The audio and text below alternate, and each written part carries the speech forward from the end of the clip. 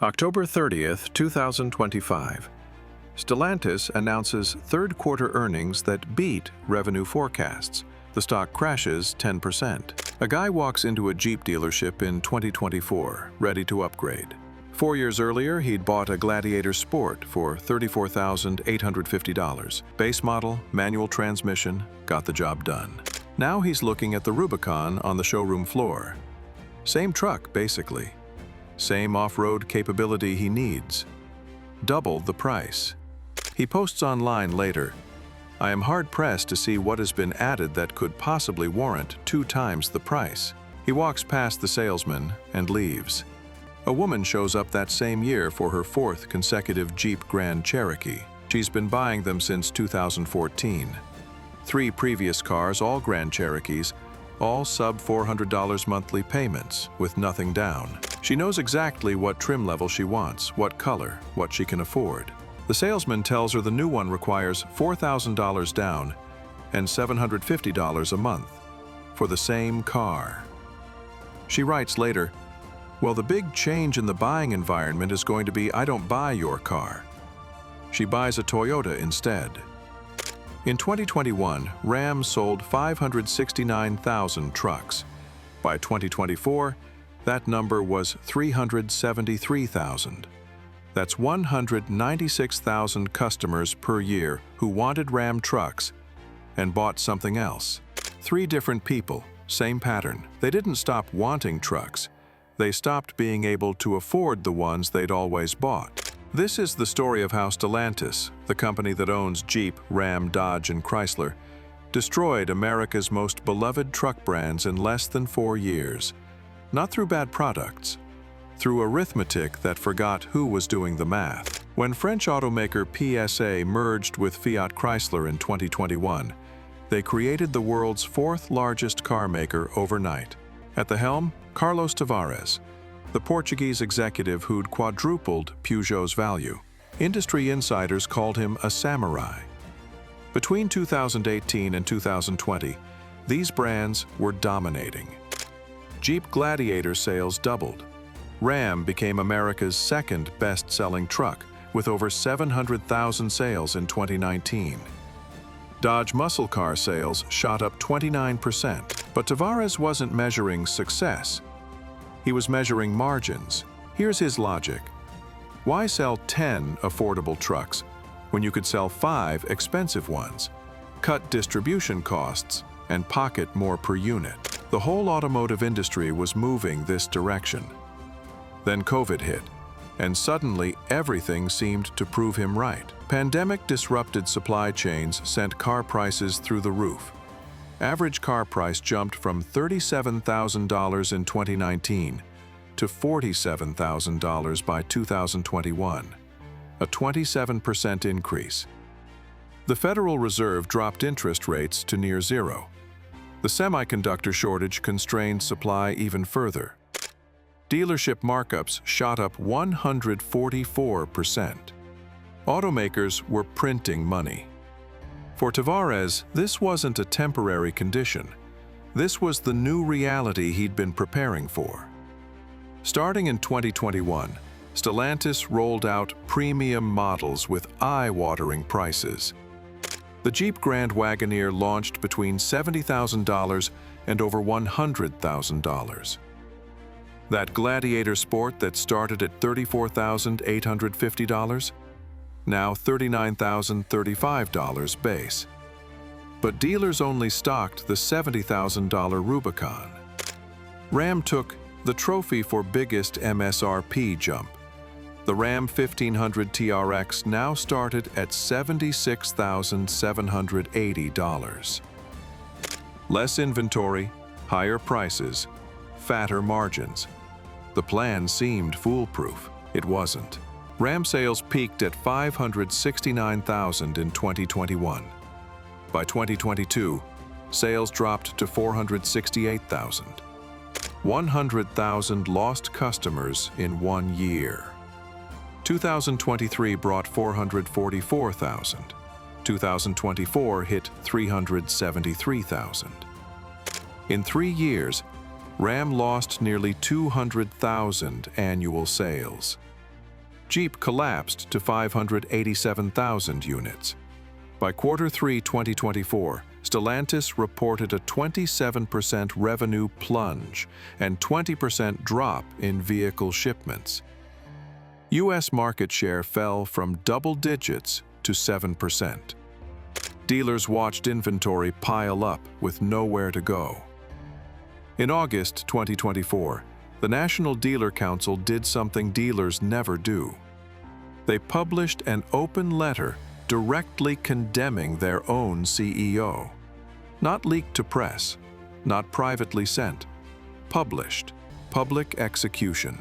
Your own distribution network, your dealer body, has been left in an anemic and diminished state. For over 2 years now, we have been pleading with you to change course, warning that the course you had set for us all was going to end in disaster. The final line? Now, that disaster has arrived. When dealers break ranks publicly, the house isn't on fire. It already burned down. The United Auto Workers filed grievances as factories closed and thousands got laid off. One more detail. In 2023, Carlos Tavares earned 36.5 million euros. That's $38.4 million. While workers lost jobs and customers walked away. The numbers tell you what happened, but they don't tell you why. What Tavares fundamentally misunderstood was who these customers were. Jeep's origin story isn't subtle.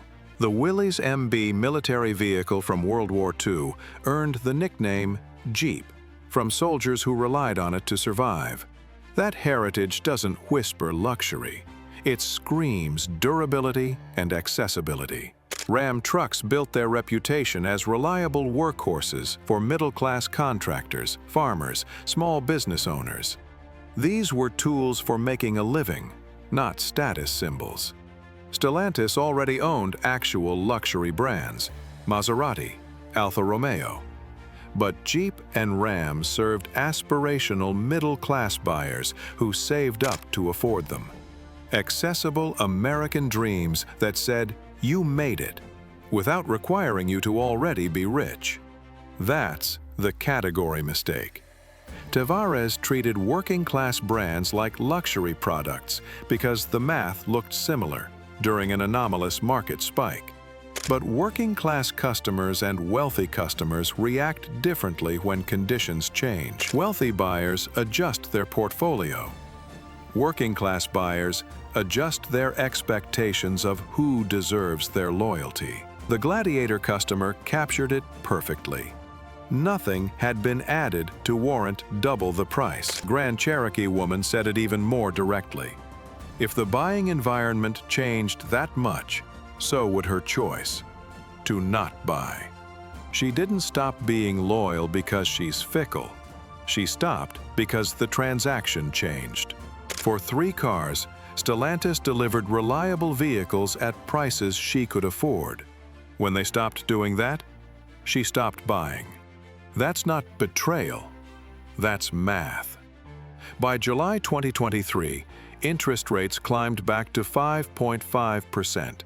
Financing these expensive vehicles became impossible for traditional Stellantis customers.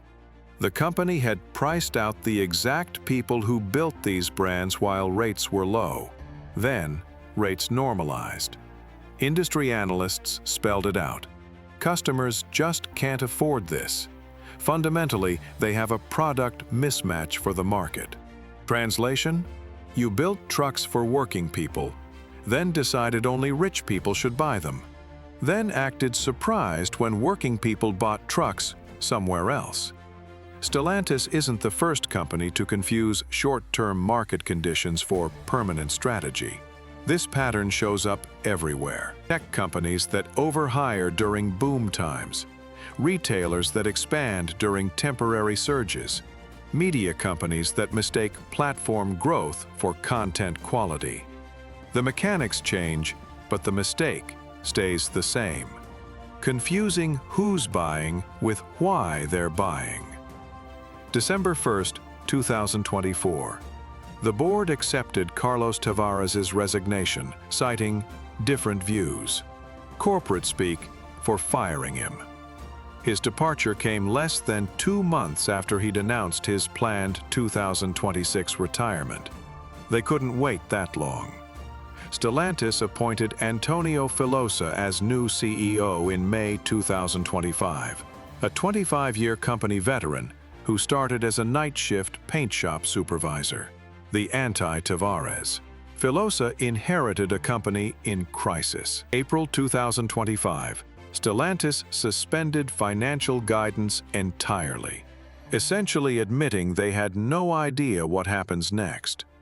That's panic. First half of 2025 showed a net loss of 2.3 billion euros versus 5.6 billion euros profit the year before. Those October earnings that crashed the stock actually showed 13% revenue growth, ending 7 consecutive quarters of decline. But investors understood. You can't rebuild trust with a single quarter of less terrible numbers. In October 2025, Stellantis announced a $13 billion investment to expand U.S. manufacturing.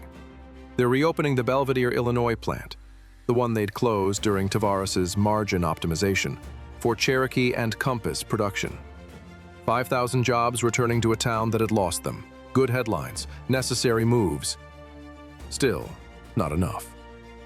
Because the real damage isn't in the balance sheet, it's in the driveways of millions of former customers. That woman with 3 Grand Cherokees isn't waiting. She's 2 years into her Toyota now. The Gladiator guy bought a Ford Ranger and moved on. Those Ram owners? The contractors hauling tools, the landscapers moving equipment, the small business owners making deliveries, found someone willing to sell them trucks at prices that matched their work. They voted with their wallets. They're not voting again just because management changed. You can't rebrand your way out of brand identity.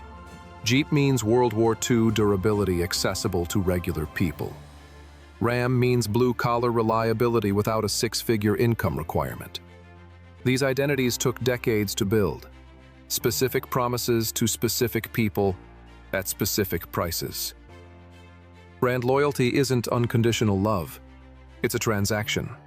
Customers stay loyal because you keep delivering what made them loyal in the first place. When Stellantis decided its traditional customers weren't profitable enough, those customers decided Stellantis wasn't worth their loyalty. Fair trade. Antonio Filosa faces a brutal rebuilding job. Trust takes years to build and one arrogant strategy to destroy. Right now, millions of former Jeep and Ram owners drive competitors' vehicles. They're not coming back for marketing campaigns. They'll come back when these brands prove, not promise, prove. They remember who they used to be.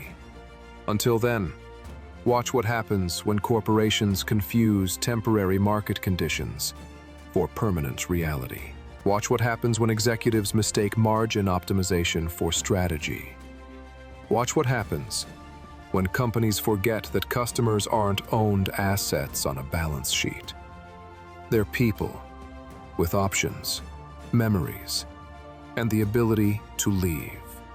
And when you give them enough reasons, they will.